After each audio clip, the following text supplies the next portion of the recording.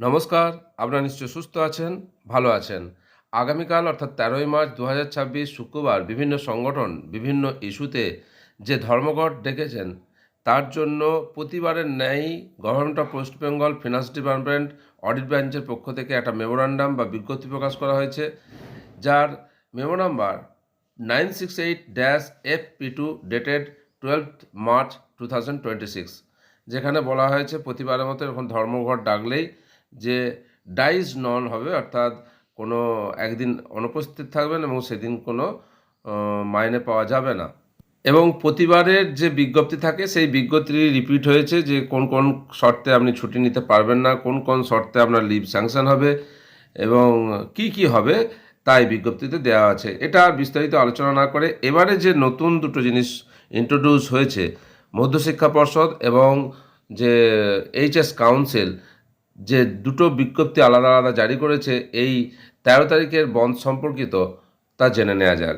West Bengal board of secondary education অর্থাৎ পশ্চিমবঙ্গ মধ্যশিক্ষা পর্ষদের তরফে একটি বিজ্ঞপ্তি প্রকাশ করা হয়েছে, যার memo number DSC/060/26 dated 11th March 2026, যেখানে বলা হয়েছে যে আসন্ন ১৩ই মার্চ মাধ্যমিকের খাতা দেখার কাজের সঙ্গে যুক্ত কোনো শিক্ষক বা শিক্ষিকা leave of absence on duty ব্যবহার করতে পারবেন না।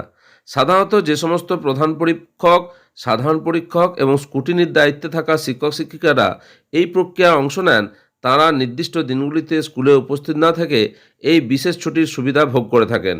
কিন্তু পর্ষদের নতুন নিয়ম অনুযায়ী ওই নির্দিষ্ট দিনে তাঁদের এই সুযোগ থেকে সাময়িকভাবে বঞ্চিত করা হলো। শিক্ষকদের একটি বড় অংশের মতে পর্ষদের এই পদক্ষেপের পিছনে একটি প্রচ্ছন্ন উদ্দেশ্য রয়েছে। যেহেতু ১৩ই মার্চ বকেয়া ডিএ আদায়ের লক্ষ্যে রাজ্য জুড়ে ধর্মঘট পালনের কথা রয়েছে, তাই পরোক্ষভাবে সকল শিক্ষককে স্কুলে হাজির থাকতে বাধ্য করার জন্যই এই নির্দেশিকা আনা হয়েছে বলে মনে করা হচ্ছে।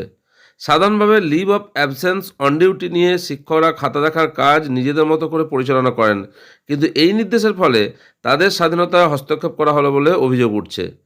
এই নির্দেশিকা প্রকাশ্যে আসার পরেই বিভিন্ন শিক্ষক সংগঠন তীব্র প্রতিবাদ জানিয়েছেন।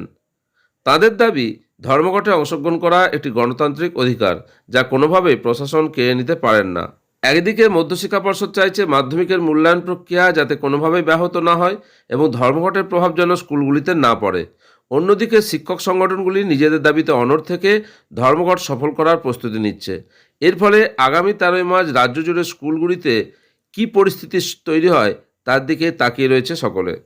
একইভাবে West Bengal Council of Higher Secondary এডুকেশনের পক্ষ থেকে গুরুত্বপূর্ণ একটি নোটিশ প্রকাশ করা হয়েছে আজ অর্থাৎ ১২/৩/২০২৬ তারিখে, যার মেমো নাম্বার L/PR/141/2026। এই বিজ্ঞপ্তিতে জানানো হয়েছে ১৩ই মার্চ ধর্মঘটের দিন এইচএস পরীক্ষার মূল্যায়ন সংক্রান্ত অন ডিউটিতে নিষেধাজ্ঞা। ২০২৬ সালের হায়ার সেকেন্ডারি এক্সামিনেশনের সঙ্গে যুক্ত যারা আছেন অর্থাৎ হেড এক্সামিনার, স্কুটিনাইজার, তাদের ১৩ই মার্চ ২০২৬ তারিখে নিম্নলিখিত কাজের জন্য কোনো অন ডিউটি নেওয়া যাবে না: answer script distribution, answer script receiving, evaluation, scrutiny, marks or script submission. Head এক্সামিনারদের সংশ্লিষ্ট রিজিওনাল অফিসের ডেপুটি সেক্রেটারির সঙ্গে আলোচনা করে নতুন তারিখ নির্ধারণ করতে হবে। পুনর্নির্ধারিত দিনটি ১৩ই মার্চের পরিবর্তে অন ডিউটি হিসাবে গণ্য হবে। স্কুলের হেড অফ দ্য ইনস্টিটিউশনদের নির্দেশ দেওয়া হচ্ছে যাতে রিশিডিউল ডেকে অন ডিউটি হিসাবে অনুমোদন করা হয়।